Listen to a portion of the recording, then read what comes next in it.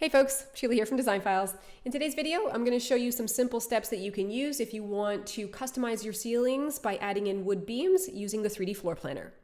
So what we'll do here is I'm just going to jump back over to this design right here. It's essentially the same room. We've just removed the wood beams, and I'm going to go ahead and edit this design so that we can add them back in step by step. So let's jump in and do that now.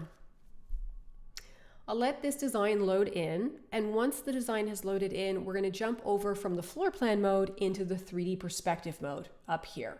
So here we're in the floor plan mode, and I'm just going to pop over here to 3D perspective so we can see the room from all angles. And from here, what I'm going to do is I'm just going to zoom in. So I'm just using the wheel on my mouse. I'm going to click directly on the ceiling, and I'll see a little edit icon up here. So I'm just going to click that, and it's going to take me into the ceiling editor. Now this is basically showing you the surface area of your ceiling. And the blue line is indicating where the ceiling is meeting the edge of the wall.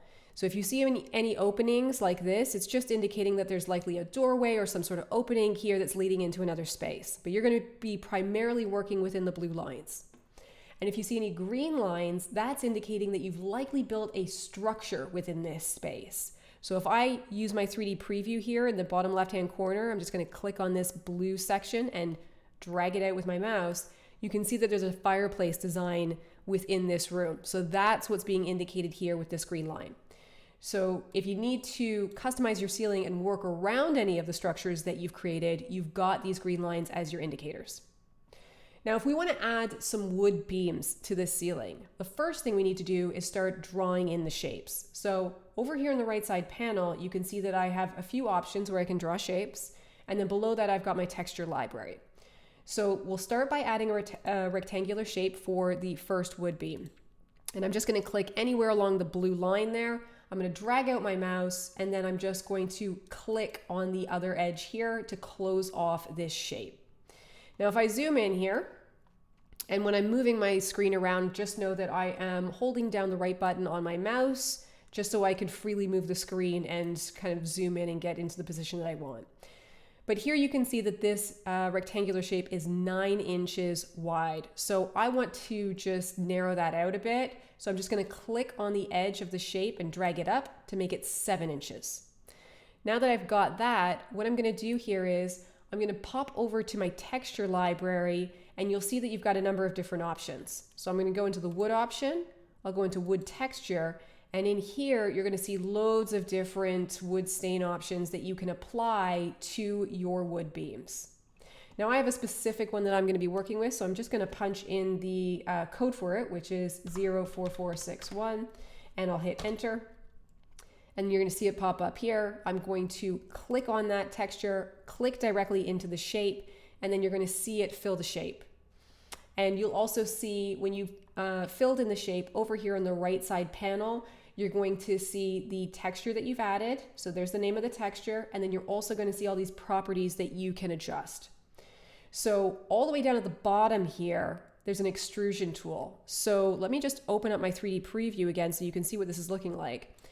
Right now, we just have this flat shape that's on the ceiling, and it's got a different wood texture in it. But if I want to give this some depth, I'm going to use the extrusion tool, and I'm just going to extrude it out 6 inches.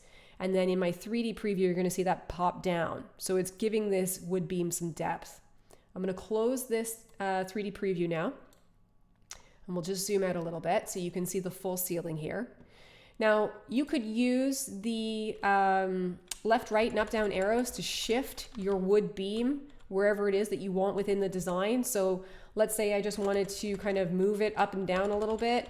I'll just leave it at 4.1 here because it doesn't really matter where I'm going to place it, but you would have the option to get this distance exact for where you want to place it.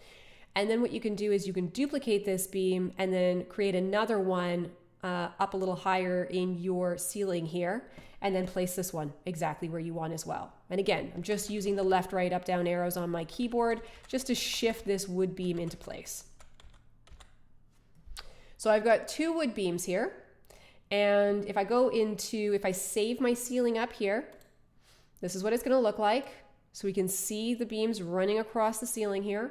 Now, if I wanted to have other wood beams that are running across this way and intersecting with these two, here's how I would approach it. Let's go back into the ceiling editor. So I'm going to, again, I'll just click on the ceiling. You're going to see this little tooltip pop up and we're going to click edit. That's going to bring me back in here. Now, one thing that I would not recommend is taking this rectangular tool and then just drawing one big rectangular shape that's going to intersect with the other wood beams like this. The reason I wouldn't do that is because it's going to split your original beams, which means you have to fill this shape, this shape, this shape, this shape, and this shape. So it just creates more work for you. So instead what I would do is I'm going to zoom in again. And I'm going to use the rectangular tool. I'm going to click on that. I'm going to create a small beam right here. It's going to show me the width of this beam, which is currently 8 inches. So I want to just take that in down to 7 inches. And then again, I'm going to pop back into the wood option. I'm going to go into recents because I've already used this texture. So if I go into recents, it'll show me the textures I've already used. Click that, add it to the shape. In this case, the wood grain is going the wrong way. So the next step that I want to do is over here in the properties panel, I'm going to go down to the rotation tool and I'm going to turn this 90 degrees so that the wood grain is going lengthwise along the wood beam. And I'm going to, again, extrude this 6 inches so that it matches the depth of my original wood beams. So if I go into my 3D preview, you're going to see something like this. Now, because I have made all the changes to this little piece here, the next thing that I can do is, let's see here. First, I'm going to get this little piece into position. So I want this to be 4'1". Okay, perfect. So again, I'm just using the left, right, up, down arrows on my keyboard. When I have it in position, the next thing I can do here is I can duplicate it, drag it up here, and I can snap it into place. So this is now going to be the wood beam for this section. I can then bring it over here and I'm going to do the same thing. So let's see where we're just going to shift this. There we go, 4'1". I'm going to duplicate it again, bring it all the way down here, and you'll see those red grid lines pop up that help you kind of snap it into place. So you know that you're perfectly aligned. And then I'm going to take it again and I'm just going to fill this section right here. Now, this section is slightly longer. So what I'm going to do is I'm just going to zoom in here and I'm going to drag this section down and I'm just going to match it up with the edge of the wood beam here.